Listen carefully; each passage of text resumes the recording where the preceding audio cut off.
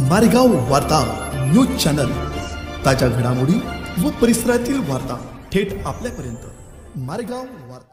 पांढरकवडा येथे राष्ट्रीय महामार्ग 44 वर विदर्भ वेगळेसाठी रास्ता रोको आंदोलन दिनांक 27 डिसेंबर 2023 पासून विदर्भ राज्य आंदोलन समितीद्वारे नागपूर येथील संविधान चौकात माजी आमदार श्री ॲडव्होकेट वामनराव चटप यांच्या नेतृत्वात 1. स्वतंत्र विदर्भ राज्याची निर्मिती करा। 2. वीज निर्मिती ही विदर्भात होत असल्याने येथील ग्राहकांना विजेचे दर निम्मे करा। 3.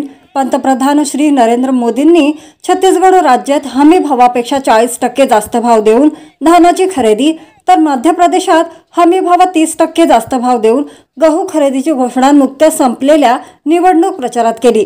त्याच धर्तीवर महाराष्ट्रातही CCI द्वारे कापसाचे हमी भावापेक्षा 30% जास्त भाव देऊन खरेदी करावी व या इतर मागण्यांसाठी सुरू असलेल्या आमरण उपोषणाचे समर्थनार्थ रास्ता रोको आंदोलन दिनांक 30 डिसेंबर 2023 ला दुपारी 1 वाजता राष्ट्रीय महामार्गावर पांढरकवडा जिल्हा यवतमाळ येथे करण्यात आले। यावेळी राष्ट्रीय महामार्गावर महिलासह शेतकरी युवक मोठ्या संख्येने सहभागी झाले होते।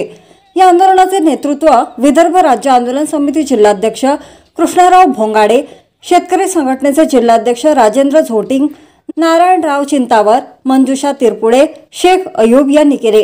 आंदोलनात मधुसूदन कोवे, सोनाली मरगडे, अक्षय महाजन, आशिष निब्रड, पवन गमे, निलेश डवरे, मारुती गडपेल्लीवार, हनुमंतू राजनलवार, ठाकरे सर, राऊत सर, श्रीधर ढवस, नितीन ठाकरे, पप्पू रेकुलवार यांच्यासह शेतकरी युवक मोठ्या संख्येने आंदोलनात सहभागी झाले होते।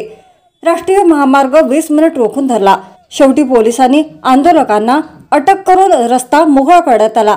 या आंदोलनात कोणतेही अनुचित प्रकार घडू नये यासाठी पोलीस निरीक्षक अमोल माळवे यांच्या मार्गदर्शनाखाली पोलीस उपनिरीक्षक मनोज उघडे, गुप्तचर विभागचे गणेश इसाड यांनी पोलिसांच्या मोठ्या फौज फाटा तयार करण्यात आला।